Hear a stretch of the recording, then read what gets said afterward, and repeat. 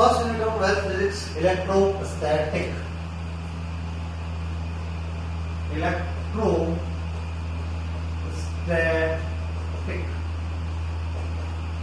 इस यूनिट के अंदर आपके 4 चैप्टर कवर होते हैं। स्टार्ट के आपके 4 chapter. First chapter is electric field, second one is Gauss law, third one is electric potential,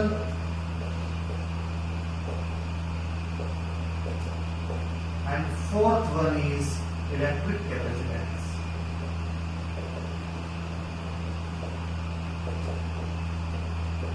So we are going to study these 4 chapters under this one unit. Actually each of your unit in your 11th and 12th class define a particular branch of physics. So here electrostatic is a particular branch of physics about to be going to study in these 4 chapters. So it is more important to know about what actually it states. Electrostatic का simple सा मतलब होता है ऐसे charge की study करना जो steady state में बोले तो वह चार्ज जो एक जगह रुका हुआ है स्टैटिक कंडीशन में है उसके बारे में स्टडी करना इलेक्ट्रोस्टैटिक कहलाता है। तो इस यूनिट के अंदर हम एक रुके हुए चार्ज के बारे में पढ़ने वाले हैं कि रुके हुए चार्ज पर क्या क्या फोर्सेस लगते हैं, किस तरह के वो इलेक्ट्रिक फील्ड क्रिएट करता है, उसका इलेक्ट्रिक फील्ड कैलकुलेट किस तरह से किया जाता है, उस इलेक्ट्रिक फील्ड की वजह से क्या इलेक्ट्रिक पोटेंशियल बनता है और उस चार्ज की वजह से कौन सा इलेक्ट्रिक कैपेसिटेंस पैदा होता है। इन सारी चीजों के बारे में हम इस यूनिट के अंदर पढ़ने वाले हैं। Alright, so let's go and start first unit, first chapter electric field. Electric field एक चार्ज की बाउंड्री है जहां एक चार्ज खुद का एटमॉस्फेयर बना के चलता है। एटमॉस्फेयर बोले तो अपने अपने फोर्स बना के चलता है, किसी और में फोर्स लगाएगा। तो सारी कहानी शुरू करने से पहले हमें पढ़ना पड़ेगा कि इसका चार्ज क्या है। तो सबसे पहले हमारा टॉपिक इस चैप्टर का बनता है चार्ज। What is charge? तो हम जब अपने हाथों को रगड़ते हैं तो फर्क नहीं पड़ता, फीट आपस में अट्रैक्शन होती।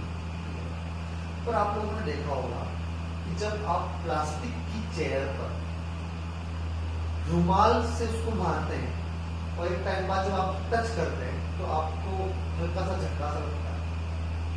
आपने नोटिस किया होगा कभी कभी किसी अचानक किसी फ्रेंड को टच करने पर भी आपको अचानक बिजली का झटका लगने लगता है। कभी कभी आप रात में जब सो रहे हो सर्दी के दिनों में ब्लैंकेट के अंदर घुसते टाइम भी चमचमाता हुआ नजर आता है ब्लैंकेट अंदर से। ये सब कुछ नहीं, ये सब चार्ज है। चार्ज की वजह से ही आपको फिनोमेना दिखाई देते हैं। बिजली का चमकना भी चार्ज की वजह से ही हो रहा है। पढ़ते हैं आखिरकार क्या है ये चार्ज और किस तरह से हमारी बेसिक लाइफ को, हमारी डेली लाइफ को अफेक्ट करता है। Let's start. चार्ज दो तरह के होते हैं, पॉजिटिव चार्ज एंड नेगेटिव। अब है पॉजिटिव चार्ज कहां से आया और नेगेटिव चार्ज कहां से आया? किसी बॉडी पर या किसी बॉडी में पॉजिटिव चार्ज होगा या फिर नेगेटिव चार्ज होगा, या बॉडी कंप्लीटली न्यूट्रलाइज होगी, उसमें कोई चार्ज नहीं होगा। तो इसके लिए हमें जाना पड़ेगा माइक्रोस्कोपिक लेवल पे। माइक्रोस्कोपिक लेवल पे आपको दिखता है एटम। एटम 9-10 क्लास में आप लोग पढ़ चुके हो कि एटम के अंदर एक छोटा सा न्यूक्लियाई होता है। न्यूक्लियाई के अंदर पॉजिटिवली चार्ज न्यूक्लियाई होता है और बाहर चारों ओर उसके होते हैं ऑर्बिट जिसके अंदर नेगेटिवली चार्ज इलेक्ट्रॉन रिवॉल्व करता है। तो ये जो नेगेटिवली चार्ज इलेक्ट्रॉन है ये एक बॉडी से दूसरी बॉडी में ट्रांसफर हो सकते हैं। ये पॉजिटिव चार्ज हमेशा एटम की न्यूक्लियाई के अंदर कंसिस्ट होता है और इमूवेबल होता है। ये न्यूक्लियाई को छोड़ कहीं नहीं जाने वाला है। एटम को छोड़ के केवल जा सकता है वो है इलेक्ट्रॉन जो कि नेगेटिवली चार्ज है। तो मैं बोल सकता हूं कि इलेक्ट्रॉन ही जिम्मेदार है किसी बॉडी को बताने के लिए वो बॉडी नेगेटिव चार्ज या पॉजिटिव चार्ज है। देखते हैं कैसे।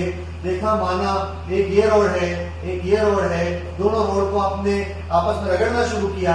जब आपने रगड़ना शुरू किया तो आपको पता लगा कि यहाँ से इलेक्ट्रॉन निकलकर इस रोड के अंदर आ गए हैं। क्योंकि इलेक्ट्रॉन यहाँ से निकलकर इस रोड के अंदर आ गए हैं, मतलब ये रोड आपकी पॉजिटिव चार्ज हो गई है, और इलेक्ट्रॉन यहाँ से यहाँ पे आए हैं, मतलब यहाँ पे इलेक्ट्रॉन बढ़ चुके हैं, इसलिए यहाँ पे नेगेटिव चार्ज आ गया। तो बेसिक सी बात है गाइस, इलेक्ट्रॉन जिस भी बॉडी को छोड़कर जा रहा है, जिस बॉडी को लीव करेगा वो आपका पॉजिटिव चार्ज बन जाएगा, और जिस बॉडी पे इलेक्ट्रॉन जाएगा वो आपका नेगेटिव चार्ज। ऑलराइट, बढ़ते हैं आगे। तो हमने जान लिया किस तरह से कोई बॉडी में चार्ज क्रिएट होता है। अब पढ़ते हैं हम लोग किसी बॉडी को चार्ज करने का मेथड है। किसी भी ऐसी बॉडी जो कंप्लीटली न्यूट्रलाइज है उस पर चार्ज क्रिएट करने का मेथड क्या है। शुरू करते हैं। हमारे पास 3 अलग अलग मेथड है। फर्स्ट मेथड है हमारा फ्रिक्शन, जिसके बारे में अभी आपको एक्सप्लेन किया। फ्रिक्शन में आप किन्हीं 2 ऑब्जेक्ट को आपस में रगड़ने का काम करते हो। रगड़ने का तो जैसे आपने बालों में कंगा घुमाया, कंगा घुमा के आप जो कागज के पास ले गए, वो कागज उस कंगे की तरफ अट्रैक्ट होकर चिपक गए। आपने पेन बालों में घुमाया, वो आप कागज के पास लेके गए, तो कागज के टुकड़े पेन की तरफ अट्रैक्ट होकर आ गए। आपने कुछ नहीं किया है, आपने बस अपने बालों पे कंगे को घुमा के फ्रिक्शन क्रिएट किया है। फ्रिक्शन क्रिएट करने की वजह से क्या हुआ है, एक बॉडी ये रही, दूसरी बॉडी ये रही, फ्रिक्शन ये आपस में रगड़ रहे हैं। रगड़ने की वजह से एक एनर्जी बनती है, जो एनर्जी यहाँ के इलेक्ट्रॉन को लूज करने को मजबूर कर देगी। ये इलेक्ट्रॉन लूज होकर इस बॉडी के अंदर आ गए, यहाँ से इलेक्ट्रॉन लूज हुए हैं, मतलब ये पॉजिटिव चार्ज है, यहाँ पे इलेक्ट्रॉन बढ़ गए हैं, मतलब ये नेगेटिव चार्ज है। इस तरह से एक बॉडी के अंदर पॉजिटिव चार्ज और एक बॉडी के अंदर नेगेटिव चार्ज क्रिएट हो जाता है। मतलब मैं बोल सकता हूँ कि फ्रिक्शन एक मेथड है मेरा किसी बॉडी को चार्ज करने का। इसमें हो क्या रहा है, हो रहा है एक तो फिजिकल टच,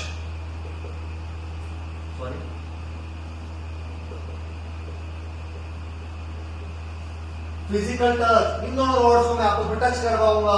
फिजिकल टच होने के बाद में इन दोनों बॉडी के अंदर अपोजिट चार्ज क्रिएट होंगे। एक में पॉजिटिव होगा, एक में नेगेटिव होगा, तो अपोजिट चार्ज क्रिएट होते हैं।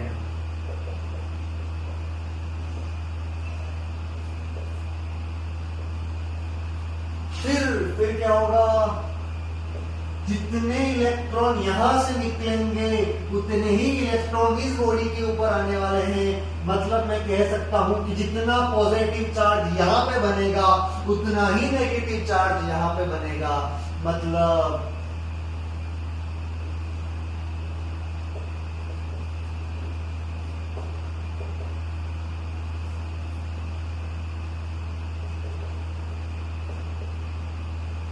दोनों बॉडी के ऊपर चार्ज का मैग्नीट्यूड सेम रहने वाला है। यहाँ पे अगर प्लस का 10 है तो यहाँ पर भी प्लस का माइनस का 10 ही होने वाला है। ये आपका एक बेसिक कंसेप्ट फ्रिक्शन। डन। हम अब पढ़ेंगे सबसे ज्यादा इस्तेमाल करने वाला किसी बॉडी को चार्ज करने का मेथड हमारा कंडक्शन। क्या होता है इसमें देखते हैं। आपने 2 अलग अलग स्फीयर लिए। कंडक्शन की पहली शर्त, कंडक्टर होना जरूरी है।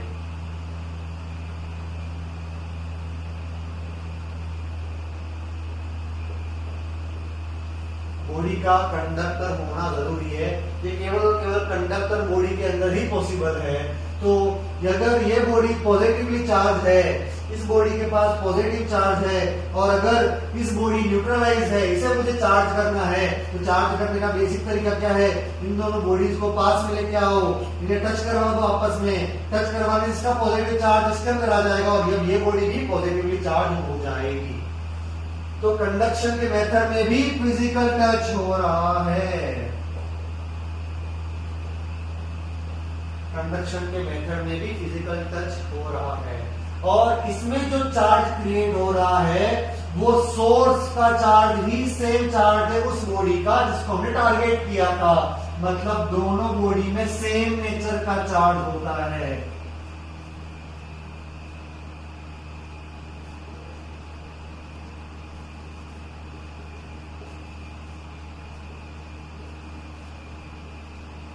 दोनों बॉडी के अंदर सेम नेचर का चार्ज होता है। यह था आपका कंडक्शन मेथड। 2 कंडक्टर, एक चार्ज है, एक के पास चार्ज नहीं है। चार्ज वाले को बिना चार्ज वाले के पास लाया, दोनों को टच करवाया, क्योंकि कंडक्टर है इसलिए इसका चार्ज इसके पास चला गया तो दोनों के अंदर सेम चार्ज क्रिएट हो गया। पहली शर्त कंडक्टर के अंदर ये होगा, दूसरा फिजिकल टच करवाना पड़ेगा, दोनों टच होंगे तभी काम बनेगा, और सेम नेचर के चार्ज दोनों बॉडी के अंदर क्रिएट होंगे, मतलब ये पॉजिटिव है तो ये इसमें भी चार्ज पॉजिटिव ही बनेगा, यही कंडक्शन है। बढ़ते हैं एक और कदम आगे, लास्ट हमारा है इंडक्शन। क्या होता है इंडक्शन? ये तरीका है बिना छुए चार्ज पैदा करने का।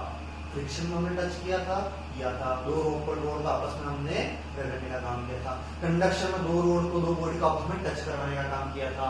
पर अगर मुझे टच ना करना हो तो इंडक्शन कैसे होगा देखते हैं। इसकी भी शर्त, कंडक्टर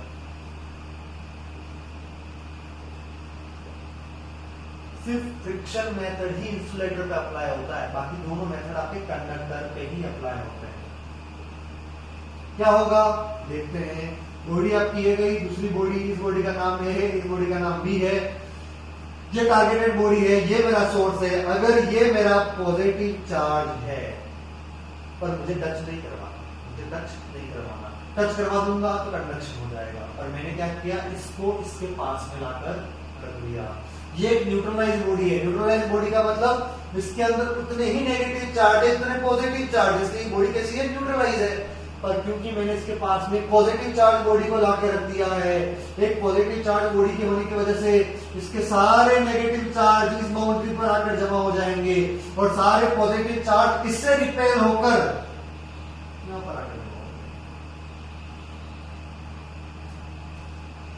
तो जब सारे नेगेटिव चार्ज इस तरफ जमा होंगे, सारे पॉजिटिव चार्ज इस तरफ आ चुके हैं, अब मैं करता हूं अर्थिंग। अर्थिंग बोले तो ये बॉडी यहां रही, अब ये वहीं पड़ी है, इस बॉडी को भी यहाँ पे सारे नेगेटिव चार्जेस आ चुके हैं और ये जो एंड है जहां पे पॉजिटिव चार्ज लगा हुआ है उसको मैंने कनेक्ट कर दिया अर्थ से, क्योंकि अर्थ भी एक तरह की कंडक्टर है। यहाँ पे होगा कंडक्शन, यहाँ से सारे चार्जेस जाएंगे अर्थ के अंदर, पॉजिटिव चार्जेस अर्थ के अंदर चले गए और मैंने इस अर्थिंग को हटा दिया। अर्थिंग को हटाते ही मैंने देखा अब इस बॉडी के अंदर सिर्फ और सिर्फ नेगेटिव चार्जेस बचे हैं, इस बॉडी को भी हटा दिया तो क्या हो गया, सारे नेगेटिव चार्जेस दे रहे। इस तरह ये बॉडी हो गई हमारी नेगेटिव चार्ज। बोले तो पॉजिटिव चार्ज इसके अंदर था, इसके अंदर न्यूट्रल बॉडी, जितने पॉजिटिव उतने नेगेटिव। मैंने क्या किया, सोर्स को यहां लाके रखा, सारे नेगेटिव चार्ज अट्रैक्ट होकर इस तरफ आ गए, पॉजिटिव चार्ज को अर्थ कर दिया, अर्थ करने से पॉजिटिव चार्ज अर्थ के अंदर चला गया, बॉडी के अंदर एक्सेस में क्या बच गया, नेगेटिव चार्ज बच गया। इस तरह से मैं कह सकता हूं कि मेरी इस बॉडी के अंदर नेगेटिव चार्ज क्रिएट हो गया। सोर्स के अंदर पॉजिटिव था, टारगेट के अंदर क्रिएट हुआ नेगेटिव, बोले तो ऑपोजिट नेचर।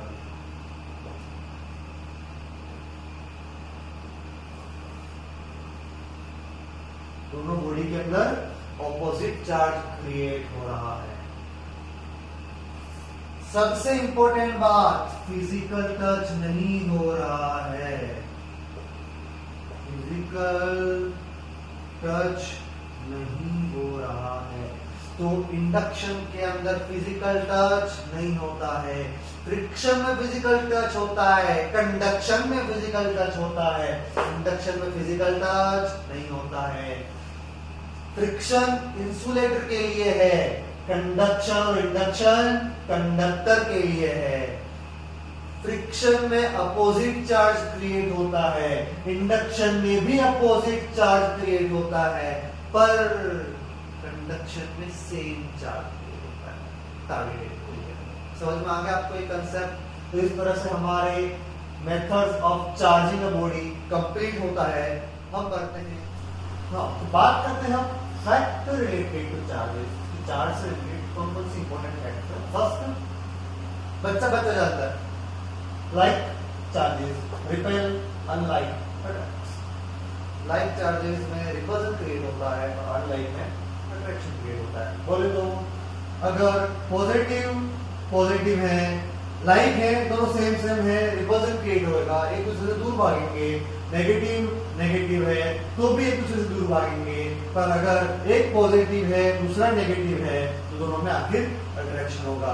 ये दोनों दूर भाग रहे हैं, दोनों लाइक हैं, ये दोनों दूर भाग रहे हैं, ये दोनों लाइक हैं और ये दोनों अनलाइक है, इसलिए दोनों में अट्रैक्शन हो रहा है। तो first fact, like charges repel, unlike attracts. छोटी क्लासेस में पढ़ चुके हैं, कोई बहुत बड़ी डील नहीं। दूसरी इंपॉर्टेंट चीज, attraction remains between charge and uncharged body. ये क्या चीज है, समझना इस बात को। अगर एक बॉडी के अंदर चार्ज है और दूसरी बॉडी अनचार्ज है, तब भी दोनों के बीच में अट्रैक्शन स्टेबलाइज हो जाता है। कैसे, इस बात को समझना।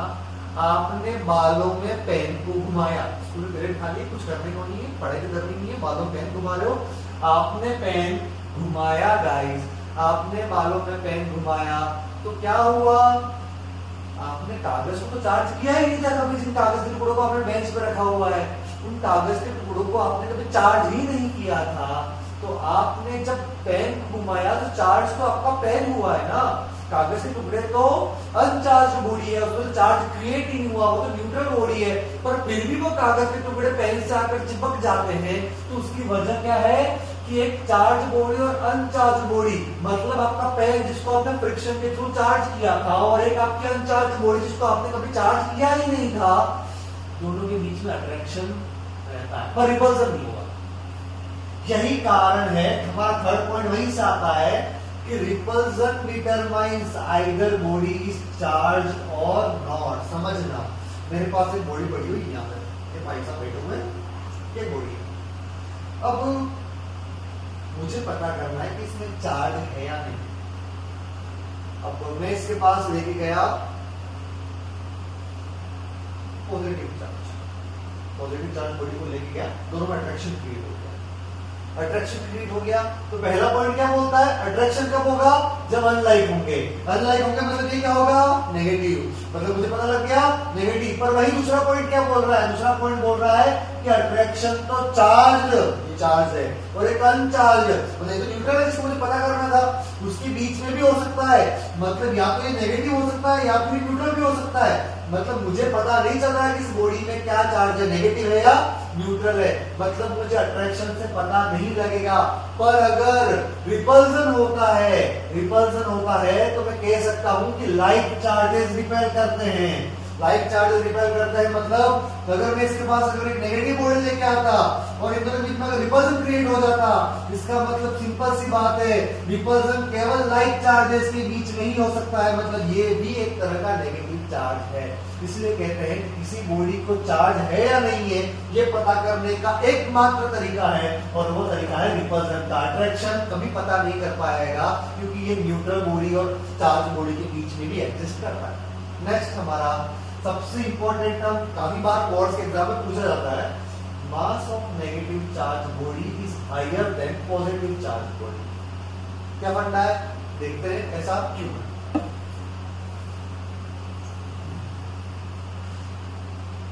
फर्स्ट लेक्चर की बात करें, स्टार्ट में मैंने क्या बताया था आपको कि मैंने बताया था नेगेटिव चार्ज क्यों क्रिएट होता है किसी बॉडी में, क्योंकि इलेक्ट्रॉन एक्सेस में, मोर इलेक्ट्रॉन।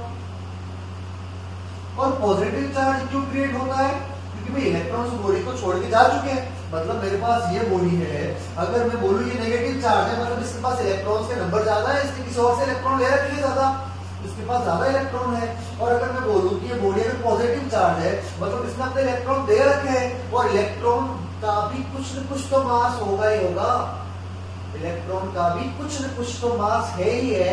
मतलब मैं कह सकता हूं नेगेटिव चार्ज बॉडी के पास में ज्यादा इलेक्ट्रॉन है, पॉजिटिव चार्ज बॉडी के पास में कम इलेक्ट्रॉन है।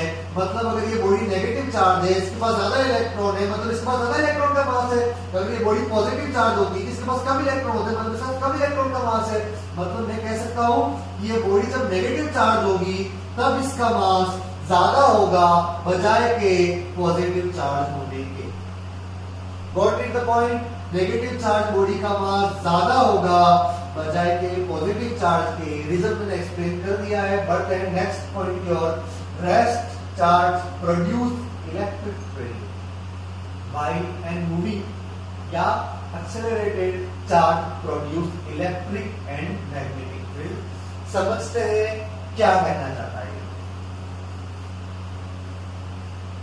रेस्ट चार्ज, शुरुआत में बात की थी रेस्ट चार्ज की कहानी इलेक्ट्रोस्टैटिक, इसके बारे में पढ़ रहे हैं, जिस चैप्टर को हम जिस यूनिट को हम लोग पढ़ रहे हैं। मतलब रेस्ट चार्ज एक रुका हुआ चार्ज इलेक्ट्रिक फील्ड पैदा करता है, एक रुका हुआ चार्ज इलेक्ट्रिक फील्ड पैदा करता है।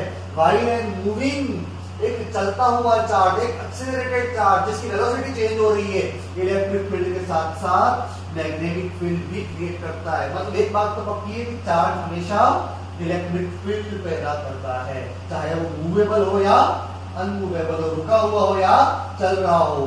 पर मैग्नेटिक फील्ड कब पैदा करता है? जब उसमें एक्सेलरेशन हो, जब उसमें मोशन हो। तो इस चीज को हम मैग्नेटिक फील्ड क्यों पैदा होता है, इसको हम आगे की यूनिट में पढ़ने वाले हैं, जहां पर हमारे मूविंग चार्ज के बारे में हम स्टडी करेंगे। फिलहाल हम इलेक्ट्रोस्टैटिक पढ़ रहे हैं, इसलिए हम इस रेस्ट चार्ज के बारे में बात करेंगे। और इन चार चैप्टर्स में जहां इलेक्ट्रोस्टैटिक कवर करता है, हम इलेक्ट्रिक फील्ड की ही बात करेंगे, मैग्नेटिक फील्ड की बात हम लोग नहीं करेंगे। प्रॉपर्टीज ऑफ चार्ज से शुरू करते हैं हम लोग। हमारा नेक्स्ट टॉपिक है प्रॉपर्टीज ऑफ चार्ज।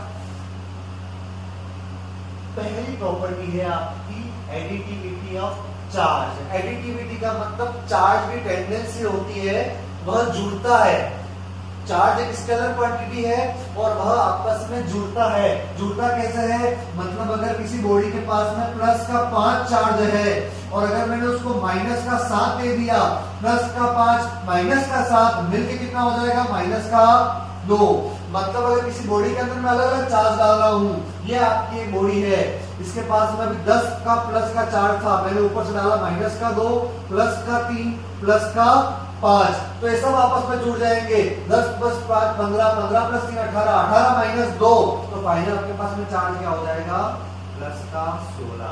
तो चार्ज की प्रॉपर्टी होती है एडिटिविटी की, चार्ज जुड़ता है। नॉर्मल मैथमेटिक्स होती है चार्ज के अंदर। समझ में आ गया आपको पहला पॉइंट, पहली प्रॉपर्टी चार्ज की। अब हम बढ़ते हैं, नेक्स्ट प्रॉपर्टी है चार्ज की invariance of charge. Invariance of charge के अंदर क्या होता है?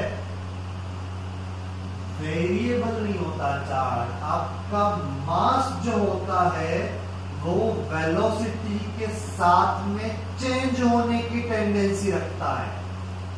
वेलोसिटी बढ़ने पर मास भी इंक्रीज होता है। मतलब अगर मैं बोलूं मास किसी बॉडी का रेस्ट पर जो होता है वो लेसर होता है अगर किसी बॉडी का तो बॉडी अगर मोशन में हो। मतलब किसी बॉडी का मोशन का मास उस बॉडी के रेस्ट मास से ज्यादा होता है। मास एक तरह की वेरिएबल क्वांटिटी है, मास वेरी कर सकता है वेलोसिटी के साथ में, पर चार्ज कभी वेरी नहीं करेगा। चार्ज कभी भी वेरी नहीं करेगा। अगर एक बॉडी का चार्ज 10 कूलम है तो इस बॉडी को आप चाहे किसी भी वेलोसिटी पे ले जाएं, चाहे वो रेस्ट में हो चाहे मोशन पे हो, वो 10 कूलम का 10 कूलम ही रहेगा। तो कहने की बात यही है, सबसे इंपॉर्टेंट नोट करने वाली बात यही है कि चार्ज जो होता है वो इनवेरिएबल होता है, वो वेरी नहीं करता है। ये थी आपकी सेकेंड प्रॉपर्टी चार्ज से रिलेटेड। थर्ड प्रॉपर्टी हमारी कंजर्वेशन ऑफ चार्ज। कंजर्वेशन पढ़ता है बचपन से, 9 में पढ़ा, 10 में पढ़ा, 11 में पढ़ा। Neither be created nor be destroyed. Charge को आप पैदा नहीं कर सकते हो और ना ही चार्ज को आप मार सकते हो। ये हर जगह फिजिक्स में, चाहे मास के लिए हो, चाहे एनर्जी के लिए, चाहे चार्ज के लिए हो। तो कहीं भी आप कंजर्वेशन के बारे में पढ़ेंगे तो इस बात को हमेशा याद रख लेना, नाइदर बी क्रिएटेड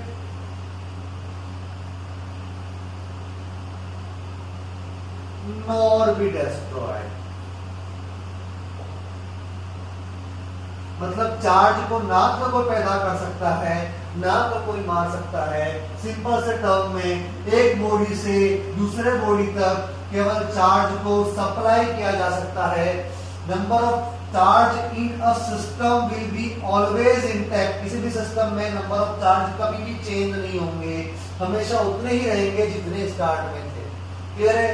तो हमारा थर्ड पॉइंट कहता है कि चार्ज हमेशा किसी भी बॉडी के अंदर कंजर्व रहता है, किसी भी सिस्टम के अंदर कंजर्व रहता है, उसे आप क्रिएट और डिस्ट्रॉय नहीं कर सकते हो। हाँ, हमारे अलग अलग मेथड के थ्रू उसको एक बॉडी से दूसरी बॉडी में जरूर ले जा सकते हैं। क्लियर है? चार्ज की लास्ट प्रॉपर्टी, सबसे important property, quantization of charge. क्या है देखते हैं। क्वांटाइजेशन टर्म है क्या एक्चुअली समझते हैं। किसी भी बॉडी का डिस्क्रीट मतलब एक सेपरेट पर्टिकुलर टुकड़ों में पाया जाना क्वांटाइजेशन कहलाता है। अगर मैं बात करूं इस बाल्टी को भरने की, यहाँ पर बाल्टी, इस बाल्टी को भरने की बात करूं तो इस बाल्टी को अगर पानी से भरना है आपको तो आप क्या करोगे, पानी को अंदर डालोगे, पानी का फ्लो बढ़ेगा, जैसे पानी डालते हैं उसका लेवल बढ़ता जाएगा और धीरे धीरे टाइम बाद ये भर जाएगा। इसको भरने का तरीका क्या था आपका, एक कंटिन्यूस फ्लो बनाते हो, कंटिन्यूस फ्लो की तरह आप इसने इस बाल्टी को भरने का काम किया है। तो आपने इस बाल्टी को कैसे भरा, आपने इस बाल्टी को भरा कंटिन्यू तरीके से, मतलब एक लगातार, ठीक है। अब अगर मैं दूसरी बाल्टी की बात करूं, यहां पर एक दूसरी बाल्टी है और इसको भरने का तरीका मेरा अलग है। मैंने क्या किया, मैंने एक एक लीटर के बलून बनाए, उन बलून को अंदर फेंक रहा हूं मैं। पानी के जो बलून होते हैं गुब्बारे जिनसे आप गोलियां खेलते हो, झगड़े होते हैं मोहल्ले में सबसे ज्यादा इनकी वजह से। तो इन बलून्स को जब बकेट के अंदर डाल रहे हो तो अब ये आपका कंटिन्यूस फ्लो नहीं है, अब आप पानी को लगातार नहीं भर रहे हो। आपके पास में ये बलून्स है पानी के भरे हुए जिनमें एक एक लीटर पानी भरा हुआ है, आप इनको डाल रहे हो एक एक करके। ये डिस्क्रीट सप्लाई है, ये कंटिन्यूस सप्लाई थी आपके पानी की, ये आपकी डिस्क्रीट सप्लाई। आप अलग अलग तरीके से सप्लाई करो, एक एक लीटर के डब्बे डाल रहे हो, एक एक लीटर के बलून डाल रहे हो, तो ये आपकी अलग टाइप की सप्लाई है। तो यही जो छोटे छोटे बलून्स हैं वो पानी के क्वांटा है, पानी के क्वांटा है। और इस तरह से मैंने यहाँ पानी का क्वांटाइजेशन कर दिया है, मतलब पानी को अलग अलग पैकेट्स के अंदर रख दिया है। तो यही मुद्दा है, किसी भी फिजिकल क्वांटिटी, एक कोई भी फिजिकल क्वांटिटी जो छोटे छोटे पैकेट्स के रूप में रहती हो, जिसकी कोई फिक्स वैल्यू हो, उससे हम क्वांटा कहते हैं। उस फिक्स वैल्यू को, उस प्रॉपर्टी को हम क्वांटा कहते हैं और इस प्रॉपर्टी को हम क्वांटाइजेशन कहते हैं। दोबारा समझना, फिजिक्स के अंदर किसी भी फिजिकल क्वांटिटी का पैकेट्स के रूप में होना, डिस्क्रीट रूप में पैकेट्स के रूप में होना, जिसकी कोई पर्टिकुलर वैल्यू हो, उस फिजिकल प्रॉपर्टी का हम क्वांटाइजेशन कहते हैं और इन पैकेट्स को हम क्वांटा कहते हैं। समझ में आया। अब इस पर्टिकुलर पैकेट की कुछ न कुछ वैल्यू होगी, तो क्या वैल्यू होगी, चार्ज की दुनिया में इसकी वैल्यू होती है 1.6 multiply by 10 to the power -19 coulomb. और आपने छोटी क्लासेस में पढ़ा होगा ये एक इलेक्ट्रॉन का चार्ज है। हाँ तो वही तो है, इलेक्ट्रॉन ही तो आना जाना कर रहा है, तभी तो चार्ज बढ़ रहे हैं। मतलब किसी बॉडी से एक इलेक्ट्रॉन जाएगा, 2 इलेक्ट्रॉन जाएंगे, 3 इलेक्ट्रॉन जाएंगे, 4 इलेक्ट्रॉन जाएंगे, ये रिवर्स हो गया। तो भाई इलेक्ट्रॉन कभी आधा अधूरा तो जाएगा नहीं, मतलब इलेक्ट्रॉन अपनी पूरी चार्ज की वैल्यू को लेकर एक बॉडी से दूसरी बॉडी में जाएगा ना। मतलब अपना एक पैकेट है, पैकेट में कितनी वैल्यू है, ये वैल्यू एक बॉडी से दूसरी बॉडी में हमेशा जाएगा। चार्ज तो इसी देखिए पैकेट को लेके जाएगा ना। अगर एक चार्ज गया तो इसमें इसका मल्टीप्लाई होगा, 2 गए तो 3 गए तो 3 बार ये गया, 4 गए तो 4 बार ये क्वांटिटी गई है। मतलब चार्ज एक पैकेट के रूप में जा रहा है, डिस्क्रीट मैनर में जा रहा है। इसी प्रॉपर्टी को हम क्वांटाइजेशन ऑफ चार्ज कहते हैं। मतलब चार्ज कभी भी अधूरा टूटा फूटा किसी बॉडी में नहीं जाएगा। आप ये नहीं बोल सकते कि आधा अधूरा चार्ज जा रहा है। क्लियर है गाइस। मतलब अगर किसी भी बॉडी का चार्ज है उसके अंदर आप 1.6 multiply by 10 to the power -19 का डिवाइड करते हो किसी बॉडी के अंदर टोटल चार्ज में, तो हमेशा आपको एक इंटीजर वैल्यू देगा। क्लियर है गाइस, समझ में आ गया। तो हमेशा आपको एक तरह की इंटीजर वैल्यू देगा। यही है आपकी quantization of charge, final property charge के बारे में। बहुत इंपॉर्टेंट है एग्जाम के पर्सपेक्टिव से, कॉम्पिटिटिव एग्जाम के पर्सपेक्टिव से, और आगे भी आप कई जगह पढ़ेंगे क्वांटाइजेशन के बारे में। तो उसको अच्छे से मेमोराइज कर लो, अच्छे से समझ लेना।